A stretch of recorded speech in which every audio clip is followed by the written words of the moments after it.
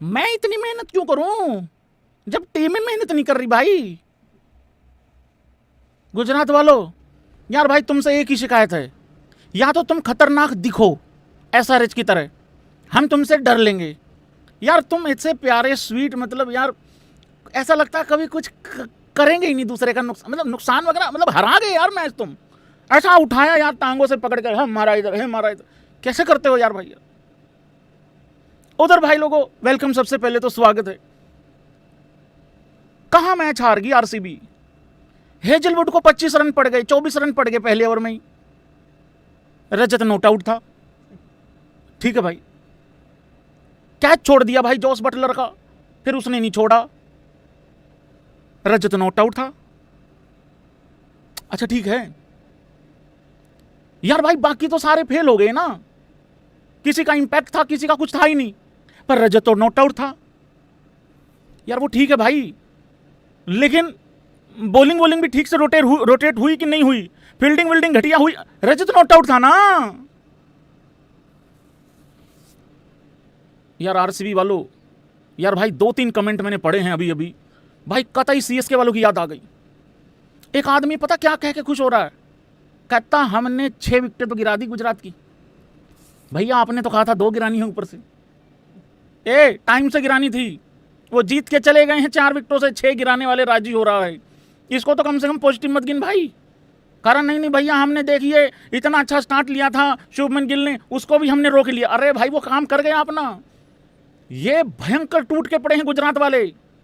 भाई लोगों देखिए, बात ये है, रजत एक्चुअली में ही नॉट आउट था, चाहे कोई माने या ना माने, लेकिन इसका मैच के रिजल्ट में कुछ असर पड़ा होगा, लेकिन सारा का सारा असर नहीं है।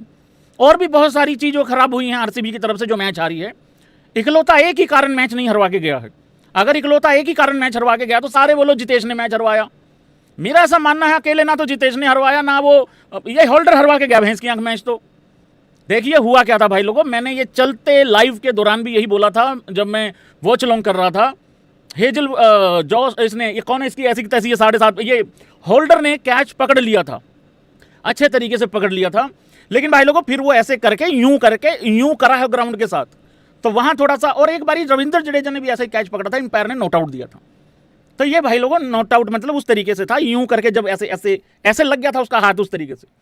अब ये नहीं पता उसकी उंगलियां शायद लंबी हैं, कहीं उंगलियां ऐसे लपेटा मार के यूं आ गई होंगी, पर एक ये पार्ट है भाई लोगों, इसकी वजह से ही सिर्फ आरसीबी मैच थोड़ी आ रही है।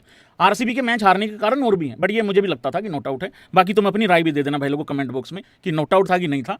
मुझे फर्स्ट रिएक्शन से यही लगा कि आउट नहीं है, और बाद में जब रिप्ले चले और सारा चला फिर तो एक्चुअली में लगा कि वो ऐसे लग गया है, क्योंकि एक पिक्चर भी सोशल मीडिया पे वायरल हो रही है और वो ओरिजिनल पिक्चर ही है, क्योंकि चलते मैच में भी वो वहाँ पे क्लोजअप दिखाया गया था, वो इस तरीके से भाई लोगों लग गया था नीचे, मतलब बॉल टच हो गई थी, उसके बाद वो ऐसे गिर गया, फिर उठ गया, फिर जब वो उठने लगा ना, जब अपना बाड़ी उसने पूरा ग्राउंड से उठाई, फिर भी ऐसे हाथ लगा के उठाया।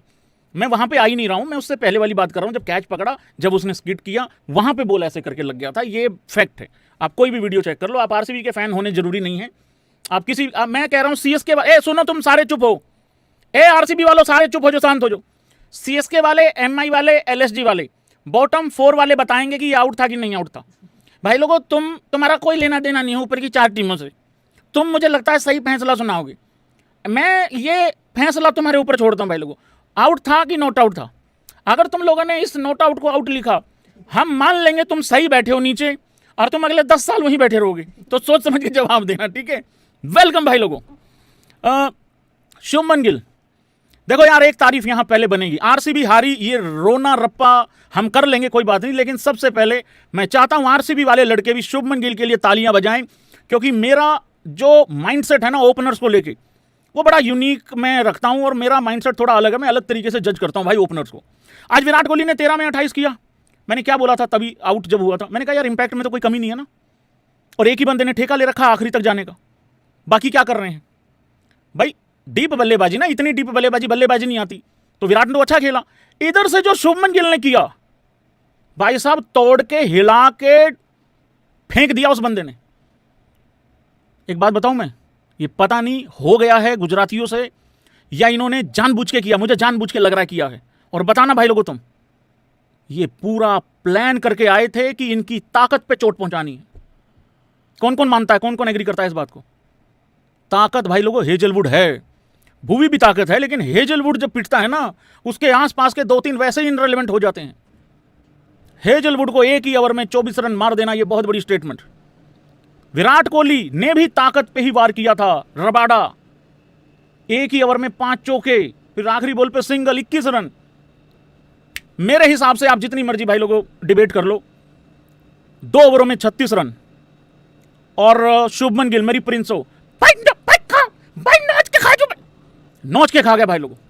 ये भैंस की आंख नहीं भी, पता नहीं भाई लोगों कहां पे दिया लगा के आती हैं, कौन सी मन्नत मांगती हैं, कौन सी प्रार्थना करती हैं, मेरे नहीं समझ में आ रही यार। शुभमन गिल नहीं, शुभमन गेल है। आज जो खेला है वो उखाड़ दिया भाई, उसने मैच खत्म कर दिया ऊपर से।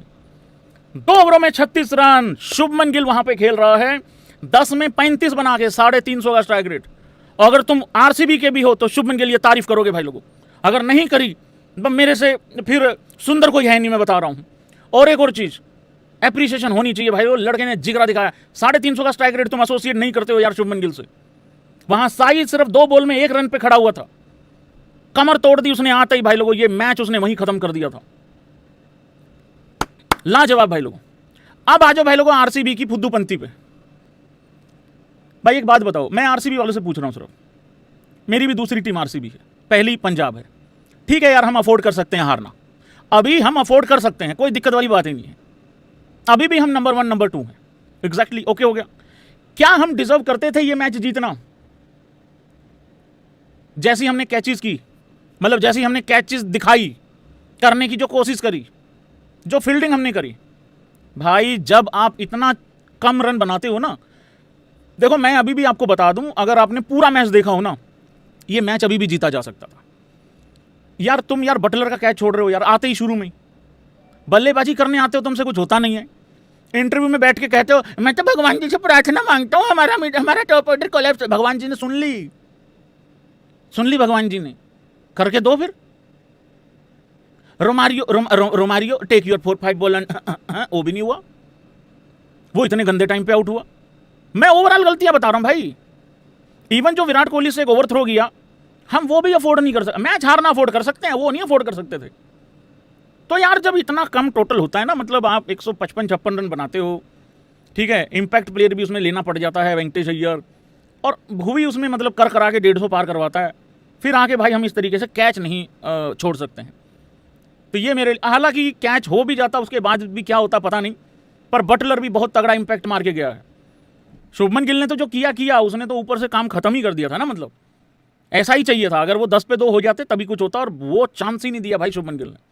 पर आरसीबी ने भाई लोगों बहुत सारी गलतियां करी हैं, बहुत सारी गलतियां। एक और गलती यहीं पे इंक्लूड कर लेते हैं जरा। हालांकि रजत पाटीदार ने कहा है कि हमने बहुत अच्छा काम किया है, हमने इसको 16वें ओवर तक हम इसको स्ट्रेच कर गए मैच को। नहीं, ये कोई अचीवमेंट नहीं है, ये अचीवमेंट नहीं है। इसमें थोड़ा सा मैं थैंक यू करूंगा गुजरात का, उन्होंने मुझे थंबनेल, मुझे इंट्रो बनाने का टाइम दिया। मैच ये बहुत देर पहले खत्म हो चुका था, जब इवन जोस बटलर आउट हुआ उस टाइम पे 65 चाहिए था, 75 में 64 चाहिए था शायद, 64 मतलब 10, 12, 15 बोले ऊपर ही चल रही थी, ठीक है, रन नीचे चल रहे थे, रन कम थे भाई लोगों। कुरनाल पांड्या नहीं आया यार बॉलिंग करने, क्या हो गया था भाई? आप लोगों के हिसाब से क्या लगता है क्या हो गया होगा? मुझे तो ये था उस्ताद जी आएंगे, कुरनाल पांड्या जी यूं करके 2 मारेंगे छाती पे हैं, और ये 2-3 को बाहर फेंकेंगे, मतलब उस हिसाब से उस्ताद जी को इंजरी हो गई है ना। यही मैच हार गए बस, यही मैच हारे हम बस। अगर बड़े उस्ताद जी ऐसे नहीं जाने दे सकते थे। अगर बड़े, जय हो मेरा बड़े उस्ताद होनी, मेरा 33 नंबर जर्सी का बड़ा भाई, मेरा मैगी खा के बड़े हो जाने वाले उस्ताद होनी, बल्लेबाजी में भी कुछ खास नहीं करके जाने वाले, कट का चौका मार देने वाले, झुक के नमन करता हूं भाई लोगों। कैचेज वैचेज तो सब नहीं छोड़ी हैं आज। एक बात तो भाई लोगों को पता लग गई है कि कमियां सब में ही हैं, कोई टीम परफेक्ट है नहीं बॉस। आरसीबी एक दिन 8 पे 6 आउट करती है, इनसे बढ़िया बॉलिंग नहीं। पंजाब 222 रन डिफेंड ना करे, वो सबसे घटिया घोषित कर दिए। की विकेट की भी उस दिन तो मृत्यु हो गई। आज आरसीबी की बल्लेबाजी सबसे स्ट्रांग थी, वो 155 ऑल आउट हो गए, वो सबसे घटिया हो गए। अब मिडल ऑर्डर उनका खराब हो गया, ठीक है। आज उनकी बॉलिंग भी कुछ नहीं कर पाई, अब वो पूरी टीम ही झोला हो गई। यही है ना विचार। एसआरएच, अब देखना एसआरएच धरी जाएगी 1-2 मैच के बाद। कल एसआरएच सबसे खतरनाक थी, अब एसआरएच खराब, फिर टुल्लो से भरी हुई मालगाड़ी उलट जाएगी कहीं, फिर मेरा रियानू मेरा जानू धुएं में उड़ा देगा किसी ना किसी को, या खुद उड़ जाएगा। तो टॉप 4 भी आदमी छाती ठोक के नहीं कह सकता कि क्या चल रहा है। लोग भांत भांत के स्टैट निकाल निकाल के बता रहे हैं, भैया पंजाब का तो कोई बॉलर टॉप 15 में ही नहीं है। ओ या भाई लेट्स लव गाइज होना चाहिए बहुत दबा के और बहुत मोटे तरीके से। मैंने मान लिया कि हमारा टॉप 10 में टॉप 15 में कोई बॉलर नहीं है पंजाब का, ये तुम हमारी कमी बता रहे हो, मैं मान गया, आई एग्री, पैर छू रहा हूं तुम्हारे, ठीक है, हो गया। अब मेरी सुनियो अगली, जिनके टॉप 10 में हैं इवन एलएसजी के बॉलर भी हैं, अरे उनकी टीम की पोजीशन क्यों नहीं बता रहा कोई? इस तरीके के स्टैट्स वही उछालेंगे जो पंजाब को नंबर 1 और आरसीबी को नंबर 2 या पंजाब को टॉप 4 में देखते हुए जिनकी फटी पड़ी है। क्या करूं मैं ऐसे टॉप 10 में बॉलर को जिसकी टीम 10वें पे पड़ी है? रे हारे हैं मरे नहीं हैं, अभी भी नंबर 1 और नंबर 2 है। हेजल, मैं होल्डर की यहां पे बात करना चाहता हूं भाई लोगों। इस पूरे मैच में भाई लोगों होल्डर ने बहुत ज्यादा फर्क पैदा किया है। भाई लोगों आज बहुत इंपॉर्टेंट पारी खेली, इंपॉर्टेंट पार्ट प्ले किया बेसिकली। पारी तो चलो ठीक है, पारी तो ऐसा था ना कि आते ही उसने पहली बॉल पे छक्का मार दिया था, लेकिन फिर 10 में 12 करके गया और चाहिए भी नहीं था 10 में 20। बट उसने यार विकेट मतलब उस तरीके से, जिस तरीके से बॉलिंग कराई, जिस तरीके से फील्डिंग करी, 4 ओवर 2 विकेटें ले ली उसने 29 रन पे। तो भाई लोगों होल्डर से काफ़ी यहाँ पे हेल्प मिली है। जीएसटी को कह रहा हूँ सॉरी, थोड़ा हो जाता है यार, संतुलन हिल जाता है जब आपकी टीम हारती है। मैं समझ नहीं पा रहा हूँ यार, नीचे वाले 4 टीमें कैसे बात कर पा रही होंगी यार। भाई लोगों अब बहुत ज़्यादा संतुलन मिला है होल्डर के आने से ये इसको जीटी को। और एक मैं बात बता दूं, ये भी हमारी शुरू में डिस्कशन चली थी, इनको भी सजेशन दी गई थी कि होल्डर को डाल लो, इन्होंने भी डाल दिया। आरआर को भी सजेशन दी थी थोड़ी सी कि हिटमैयर को निकाल दो, इन्होंने डाल लिया, उन्होंने निकाल दिया। If you know you know. और इनके होल्डर डालने से और उनका हिटमैयर निकालने से नुकसान किसके हुआ है बताने की जरूरत नहीं है। नहीं आरसीबी पंजाब का हुआ है, लेकिन इन सब में पिस मैं रहा हूं क्योंकि हार मेरी ही रही है दोनों। कुछ चमन चिंटुओं के द्वारा, अगर मैं थोड़ा सा उनकी बात को आगे रखूं, कुछ चमन चिंटुओं के द्वारा आरसीबी अगले 4 हारेगी और पंजाब तो टॉप 4 से बाहर हो जाएगी।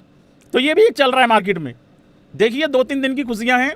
हालांकि जब आपका मैच थोड़ा गैप कम आ जाता है तो थोड़ा दिक्कत हो जाती है, जब कैंप गैप ज़्यादा हो जाता है थोड़ा दिक्कत हो जाती है। लेकिन चलो कोई बात नहीं भाई लोगों, चमन चिंटुओं की भी ज़िंदगी में खुशहाली आनी चाहिए भाई, कोई दिक्कत नहीं है।